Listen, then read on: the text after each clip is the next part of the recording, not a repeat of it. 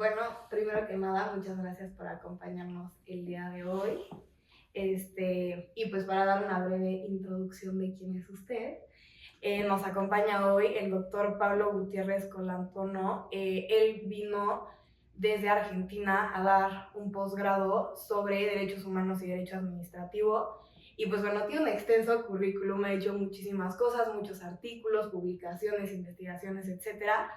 Pero para dar un poco un breve resumen de su currículum, pues es doctor de Derecho en la Universidad de Coruña, España. Tuvo una calificación sobresaliente, mención cum laude, es experto designado por la CONEAU por la acreditación y evaluación de carreras de posgrado, especialista en Derecho Administrativo y Administración Pública en la Universidad Nacional de Buenos Aires, es director de la especialización de Derecho Administrativo y profesor adjunto regular a cargo de la cátedra en la Facultad de Derecho y Ciencias Sociales de la Universidad Nacional de Comahue, Argentina. Así es. Profesor de posgrado, ya dijimos doctorado, conferencionista. Y aparte de todas estos grandes logros que ha tenido, pues como ya dije hoy, nos acompaña en la Universidad de Panamericana para impartir pues esta materia en el posgrado. Y justo aprovechando toda el expertise que tiene, es que hoy vamos a platicar un poco sobre pues, la división de poderes, la administración, sobre todo comparándola con derechos humanos. El doctor aquí tiene mucha experiencia en derecho comparado y viviendo la situación que estamos en México. Digo, a pesar de que no nos vamos a centrar en ello, es muy importante pues tocar esta parte en el contexto que hoy estamos viviendo. Entonces, nuevamente, muchas gracias. Muchas gracias a ustedes por este espacio y para mí es una gran alegría. Vengo a nuestra universidad porque me siento parte de la universidad. Ya hace muchos años que dicto esta materia dentro de lo que es la maestría de Derecho Administrativo, ¿no? Con un enfoque desde los derechos humanos, ¿no? Y así que muchísimas gracias por este espacio y siempre gracias a la universidad que me invita. No, a usted. Como primera pregunta, creo que es bueno abordar sobre cuál ha sido la evolución que usted ha visto, tanto de la división de poderes como en general de la administración pública. En general, si usted se quiere centrar en algo en específico, en un país global, porque creo que la división de poderes la hemos visto desde hace muchísimo tiempo, pero pues la sociedad contemporánea y cualquier sociedad va cambiando. Entonces, ¿usted qué evolución ha visto en cuanto a esto? Primero me gustaría decirles que en nuestra Latinoamérica y Centroamérica nos caracteriza, si bien las reglas generales a veces son un poquito injustas o inequitativas, pero podemos decir que en general asistimos a países que tienen fuertes presidencialismos, ¿no? Y eso implica que hay una fuerte presencia de las administraciones públicas, de esos gobiernos en esas administraciones públicas, en la presencia de la vida cotidiana de la ciudadanía y en la regulación o reglamentación de los derechos de la ciudadanía, ¿no? Esta es una particularidad que tiene Latinoamérica y Centroamérica. Claro, eso ha llevado muchas veces a algunos desbordes, ¿no? Un exceso, por ejemplo, en la potestad reglamentaria, es decir, esta competencia que tienen las administraciones públicas de reglamentar la parte de las leyes respectivas o los derechos. Bueno, ha ido tomando cada vez más poder, más atribuciones y ha traspasado en muchos casos límites que son inconstitucionales, ¿no? Sea porque violenta determinados principios y artículos de las propias constituciones que estructuran esa división de poderes, o sea porque no respeta la base del sistema, o sea, la expresión de la división de poderes, que es una organización orgánica y territorial del poder, en que se distribuye el poder, tiene por explicación la realización, garantía y promoción de los derechos humanos. Aquel Estado que no es una expresión de esto, no está integrado en la comunidad internacional, ¿no? Y como generalmente hay infracciones de parte de los Estados dentro de su propio territorio a lo que es esta garantía, promoción de los derechos fundamentales es que existen tribunales regionales, ¿no? Esa garantía transnacional, como sucede en la Europa de los derechos humanos, en el sistema africano de derechos humanos y en el sistema interamericano de derechos humanos. Cada uno con sus reglas, sus órganos decisores y que interpretan y que resuelven, como reaseguro para el caso de que los estados violenten los derechos y las garantías de las personas, ¿no? Esa garantía transnacional que tiene la ciudadanía en nuestros países. Garantía transnacional que, por ejemplo, en Venezuela fue quitada. Porque cuando Venezuela se retira, denuncia al sistema interamericano, primero a la Corte, luego al sistema integralmente, ¿quién pierde allí, para decirlo en esos términos? La ciudadanía a pie. Porque esa persona, ese ciudadano, esa ciudadana, se le quita una garantía y un derecho que tiene vinculado con los derechos humanos y la posibilidad de acudir a la protección por fuera de su país según las reglas aplicables, ¿no? Ahorita que menciona esta parte de Venezuela, me surge una duda porque México se ha comparado en estos momentos con Venezuela y con ese proceso que tuvieron de separarse tanto de ciertos límites que existen nacionalmente como internacionalmente. Y a mí me surge la duda de qué tanto un órgano en cuanto a la administración puede, no quiero decir tratar de controlar, pero puede limitar la actuación de un Estado sin necesariamente quebrantar la soberanía de cada nación, pero sí poder proteger y salvaguardar los derechos, justo como usted menciona, de las personas de a pie. Mire, la realidad es que vamos por parte. La soberanía de cada Estado, el concepto de soberanía no es hoy aquel que era antes en siglos anteriores, ¿no? Esto ha ido transformándose y cambiando, ¿no? Y fíjese que los países en general están como más habituados a ceder porciones de soberanía en materia económica.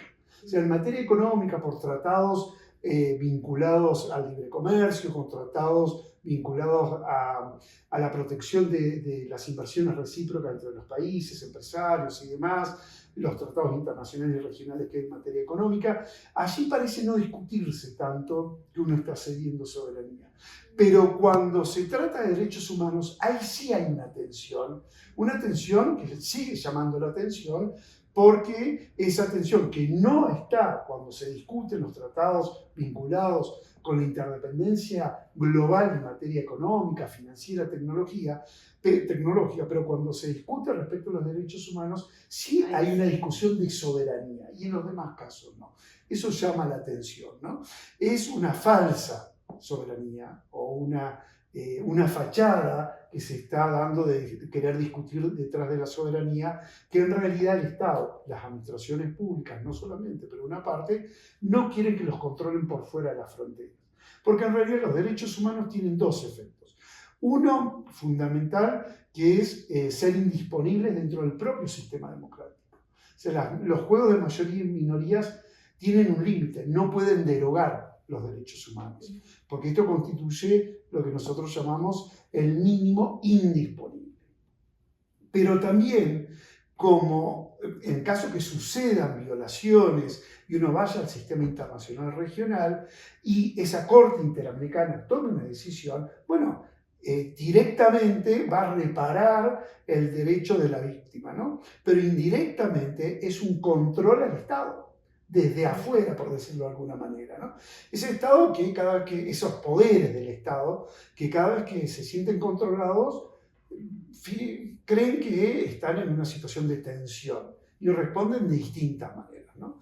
La forma de responder debería ser según el carril constitucional y no por fuera del carril constitucional, ¿no?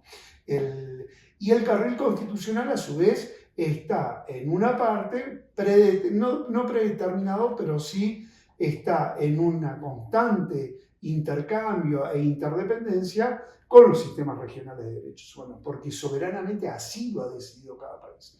Cuando Venezuela decide retirarse del sistema, es porque, bueno, ha tomado una decisión de una manera incorrecta, según creemos nosotros, porque fue el propio Tribunal Supremo venezolano que en un caso controló de constitucionalidad una decisión de la Corte Interamericana de derechos humanos, cosa que no se puede hacer, y al controlar la inconstitucionalidad dijo, mire, esto es inconstitucional, la sentencia de la Corte Interamericana, y es de ninguna ejecución en nuestro sistema. Eso es imposible, es un tecnicismo jurídico que no es posible llevar adelante. Hay una decisión política ahí. Esto también hay que decirlo, ¿no? Cuando hablo de decisiones políticas, hablo de política institucional, no me refiero a políticas partidarias en este punto, donde el gobernante no quiere que lo controle. No quiere que lo controle muchas veces, no siempre, dentro de la división de poderes de cada país o por fuera del país a través de estos órganos regionales de derechos humanos, ¿no?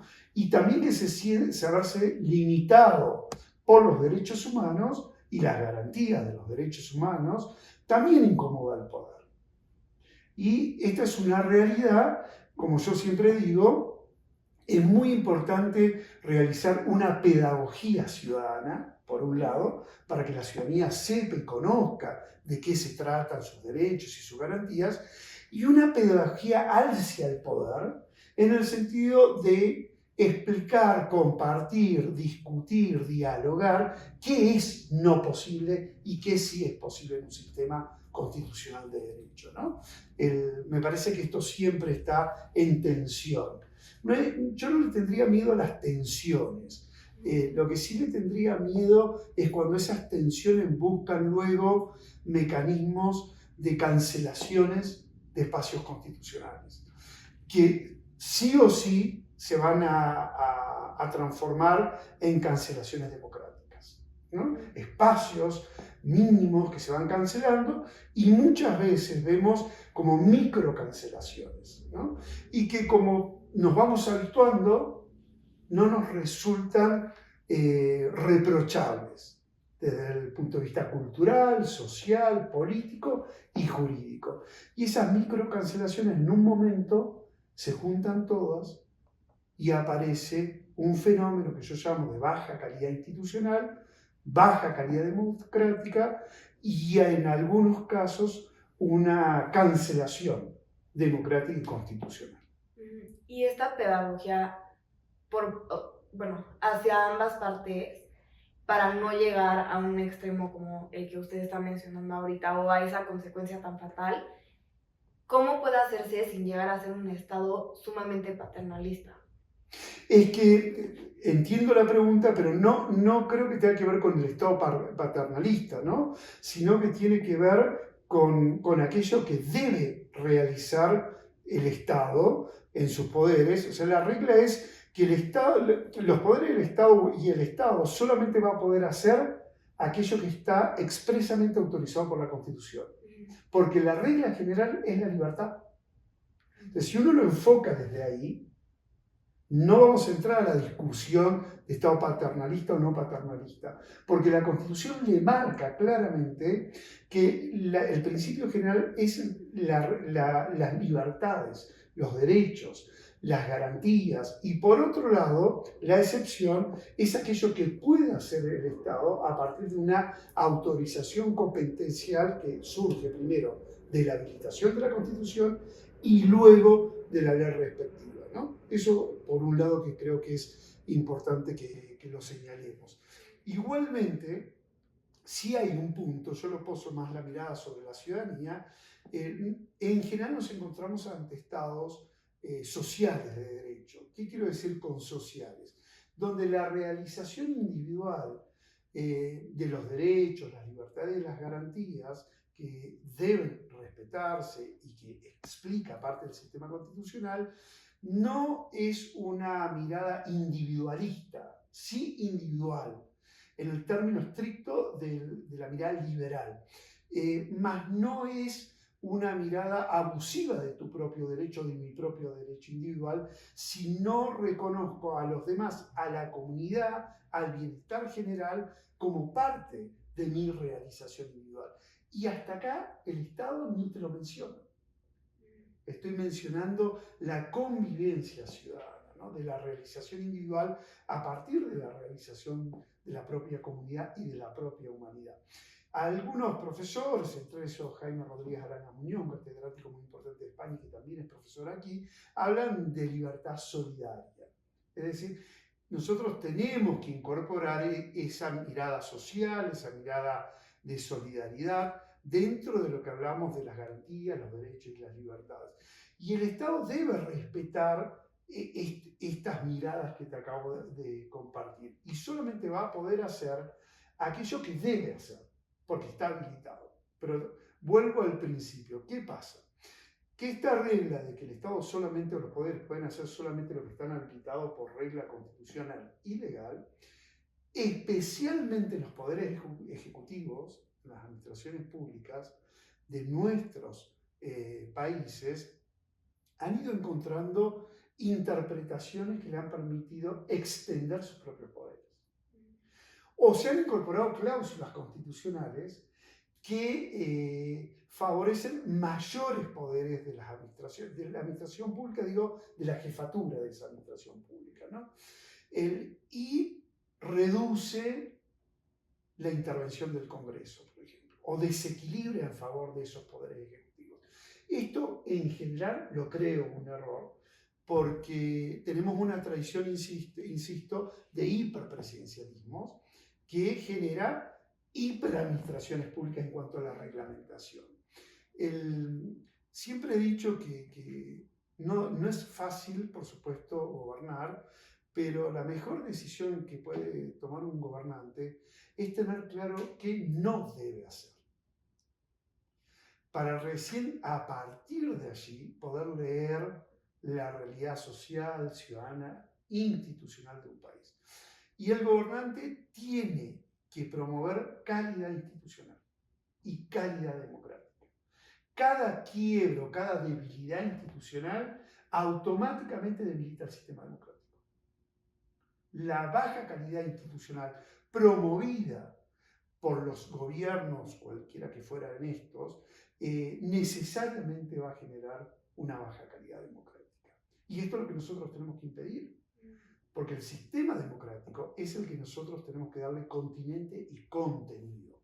La ciudadanía, por un lado, y por otro lado están obligados a darle ese contenido y continente constitucional los propios poderes del Estado, cada uno en sus competencias que están asignadas, ¿no? De no suceder esto, bueno, tenemos, como decíamos, en materia de derechos humanos, tenemos la garantía transnacional, pero siempre el sistema de derechos humanos está pensado para que los estados sean los primeros que garanticen y promocionan y promueven los derechos fundamentales. Hacerlo de manera espontánea, de buena fe, no que después, por una condena, tengan que readecuar su propio sistema.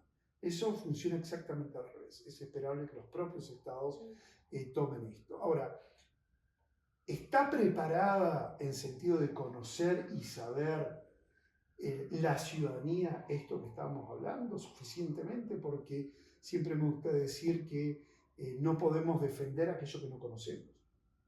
Y ahí hay un rol muy importante de las universidades, y especialmente de las ciencias sociales, muy especialmente.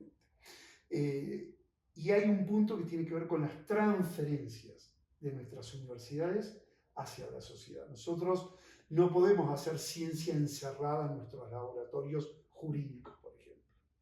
Nosotros sí tenemos que producir ciencia, y de calidad, por supuesto, pero esa calidad de la ciencia tiene que ser una ciencia que pueda ser transferida como insumo a la ciudadanía, para lo cual nosotros tenemos que cambiar el lenguaje, por ejemplo, para que sea asequible, que sea entendible.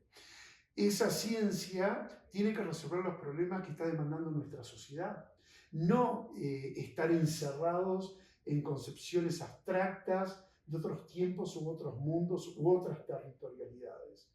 Estamos obligados a sentirnos impactados, interpelados por nuestra realidad para buscar soluciones desde la ciencia.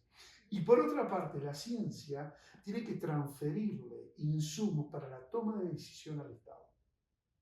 Es muy importante que nuestras universidades y las ciencias tengan la concepción esta de que debemos entregar insumos para la toma de decisión, de cualquier mirada política partidaria de cualquier gobierno.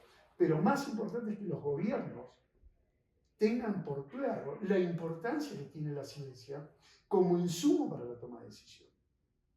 Porque quienes hacemos ciencia no estamos en un periodo de 4 años, 5 años, es un proceso de muchos años la producción del conocimiento científico.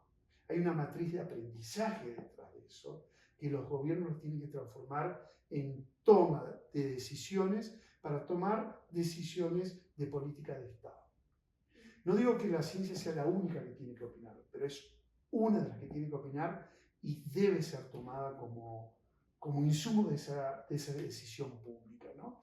Y me parece que esto es una manera de elevar la calidad institucional y por ende elevar la calidad democrática, ¿no? Trabajar siempre en dos sectores, el sector de la ciudadanía y el sector de la decisión estatal. Y por supuesto, en estos dos sectores también está el sector empresarial, productivo, económico de un país, donde también la ciencia debe aportar insumos para resolver o de innovación en esa matriz productiva y económica de un país. O sea, mirar todo lo que tiene para hacer la ciencia, ¿no? Una ciencia que tiene que ser, también me gusta decir a mí, expresión de un modelo constitucional, porque cada país, el modelo constitucional no es solamente términos jurídicos de valores, reglas y principios. Hay un acuerdo político por esta política mayor de grandes palabras, en que la sociedad acordó a través de sus representantes, con sus mecanismos, determinados acuerdos. Y eso nos debe impactar a todos, desde lo político y desde lo jurídico en cuanto a normas, principios y reglas, ¿no? Sabiendo que estamos en un mundo globalizado. Podemos estar de acuerdo o no en el término globalización, no es para discutirlo ahora, ¿no? Pero sí nos habla de una interdependencia, ¿no? Y ese es otro problema que los estados hoy tienen que atender, porque las decisiones estatales son decisiones para un momento determinado y un lugar determinado, ¿no? El aquí y el ahora. Mientras que los problemas globales y las decisiones globales trascienden, están por fuera del territorio de ese Estado y por fuera del tiempo que toma la decisión ese Estado. Ahí tenemos un problema de un desfasaje entre la decisión que toma el Estado en respecto con los problemas que suceden a nivel global y las soluciones a nivel global. Por eso me gusta decir que problemas globales, soluciones globales, ¿no? Ok, sí. Resumiendo un poco y para finalizar, a mí me gusta generalmente en las entrevistas, o sea, analizar un poco el problema o la circunstancia y después no necesariamente darle una solución, pero sí buscar como un camino o algo que nos podamos llevar, no nada más del análisis, sino también de la práctica. Entonces, poniendo todo esto que hemos platicado, creo que hay básicamente tres pasos, tres esferas diferentes, que es ciudadanía, gobierno estatal y este gobierno global, o ya sea en México interamericano, bueno, en América Latina. ¿Cuál sería un factor que usted cree que es indispensable para preservar tanto una correcta o una buena democracia, un fomento democrático, derechos humanos, administración pública? O sea, ¿qué podría ser algún factor? No sé si el diálogo, la educación, la ciencia, como decía, o sea, algún factor que usted diga, este es el punto clave que une todo.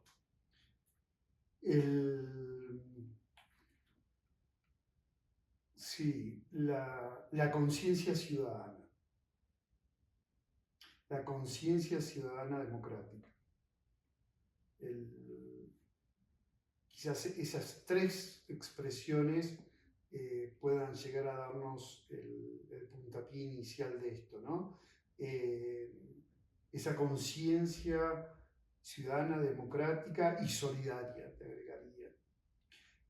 Que debe ser expresión de los derechos fundamentales en un marco de un sistema caracterizado por la división de poderes. Ese sería el resumen. No podría entender que una solución viniese por fuera de un sistema que no respetase la división de poderes, por ejemplo. Como tampoco que respetase la sensibilidad ciudadana, la humanidad ciudadana. Me parece que va por ahí. Nosotros creo que me parece que uno de los puntos está en qué le exigimos a la dirigencia política. Para eso necesitamos cultura, educación, herramientas, pero también dentro de esa cultura necesitamos tener el acceso a los derechos básicos que tienen que ver con la dignidad de la persona. Entonces es un fenómeno, un proceso complejo, si se quiere, pero que es posible. Hay un autor que es Luigi Ferrajoli, que es un autor italiano, que lo ha caracterizado su visión del garantismo, un autor muy importante en el mundo. Y cuando le preguntan cómo resolver los problemas globales, él dice, tenemos que llevar el sistema de división de poderes en tanto garantía al nivel global. Vos fijate cómo este autor piensa en esa solución y dentro de nuestros países muchas veces está en discusión la división de poderes, ¿no? Hasta algunos que ocupan espacios de poder dicen que esa división de poder entorpece la toma de decisión. Y también dicen que los procedimientos en el sistema democrático y constitucional no sirven para nada. Este es nuestro sistema de división de poderes donde la toma de decisión es tan importante, sustancialmente la decisión que se toma, como el procedimiento utilizado para tomar la decisión. Una se vincula con la otra y la otra se vincula con la anterior. Ese es nuestro sistema democrático. En el contexto de que el principio general es la libertad, los derechos y las garantías. Y que el poder es limitado. Estemos en un sistema liberal, liberal social o social de derecho. Es limitado por la habilitación constitucional. Pero, como decías,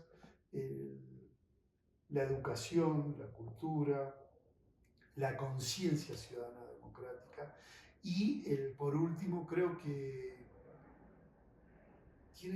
los políticos tienen que dejarse enseñar. Aceptar que hay muchas de las cosas que no saben, o por lo menos preguntarse si es de esa forma o de otra. Y la academia, creo ahí, esa academia de la que hablábamos, creo que puede llegar a realizar esa pedagogía que conversábamos, ¿no? Creo que puede ser eso.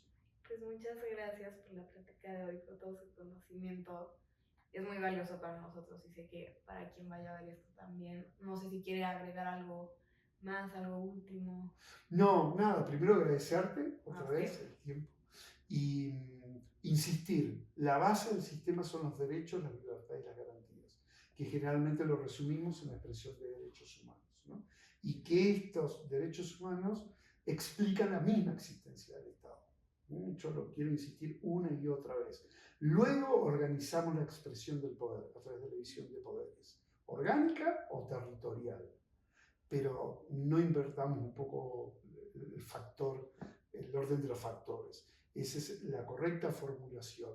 Y esos derechos, esas garantías, esas libertades, tienen una protección transnacional y tenemos que fortalecer siempre los sistemas regionales de defensa y garantía de los derechos humanos. Pues muchas gracias otra vez. Y bueno, ya acabamos por el día de hoy. Vayan a ver los demás videos que tenemos, igual otros en la página. Y pues muchas gracias. Al contrario.